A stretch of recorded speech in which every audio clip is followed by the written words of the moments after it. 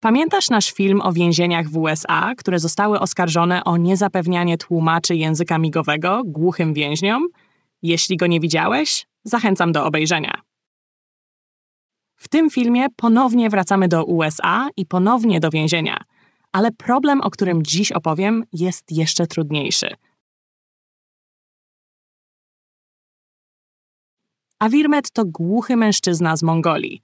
Używa mongolskiego języka migowego. W lutym tego roku przyleciał do USA, bo chciał uciec z Mongolii. Został tam brutalnie pobity z powodu swojej niepełnosprawności. Po tym ataku ma uszkodzony mózg, problemy z pamięcią i ataki padaczki. Gdy przybył do Stanów Zjednoczonych, poprosił o azyl, czyli ochronę przed prześladowaniami.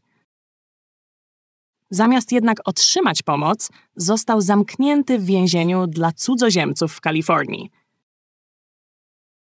Tam spędził kilka miesięcy. Nie miał żadnego tłumacza, który znałby jego język migowy. Nikt nie był w stanie się z nim porozumieć. Urzędnicy próbowali komunikować się z nim za pomocą Google Translate. To jednak nie zadziałało. Źle zrozumieli jego wypowiedzi. Myśleli na przykład, że jego opiekunką w USA jest córka o imieniu Virginia Washington. Problem w tym, że Avirmed nie ma córki.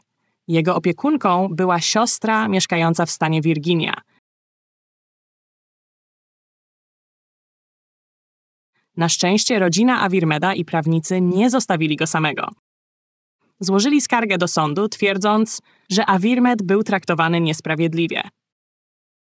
Sędzia zgodził się z ich argumentami. Powiedział, że każdy ma prawo do udziału w ważnych rozprawach sądowych, również osoby głuche. Nakazał władzom zapewnić mu tłumacza migowego w jego języku i powtórzyć niektóre badania, które wcześniej zostały wykonane w języku, którego Avirmed nie rozumiał. Kilka dni później Avirmed został wypuszczony z więzienia. Zamieszkał ze swoją siostrą. Nadal nie wiadomo, dlaczego został nagle wypuszczony. Nie było żadnej kolejnej rozprawy. Wiadomo jednak, że jego sprawa pokazała, jak trudna jest sytuacja głuchych cudzoziemców, którzy trafiają do systemu imigracyjnego w USA. Trzeba przyznać, że u nas w Polsce podobne sytuacje również będą coraz częstsze. Może na co dzień tego nie dostrzegamy, ale Polska cały czas rozwija się gospodarczo. Mamy niskie bezrobocie i jednocześnie jesteśmy dość bezpiecznym krajem w porównaniu z innymi krajami, czy to w Europie, czy też poza nią. To z kolei powoduje, że coraz więcej osób z zagranicy przyjeżdża do Polski w poszukiwaniu pracy. Wśród tych osób są też osoby głuche, znające tylko swój rodzinny język migowy. Jak się porozumiewać z takimi osobami?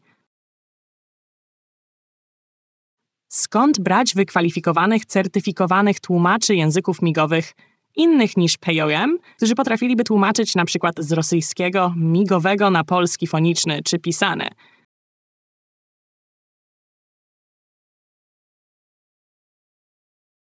Widzimy więc, że problem jest bardzo szeroki i pewnie nieraz powrócimy do niego w naszych filmach.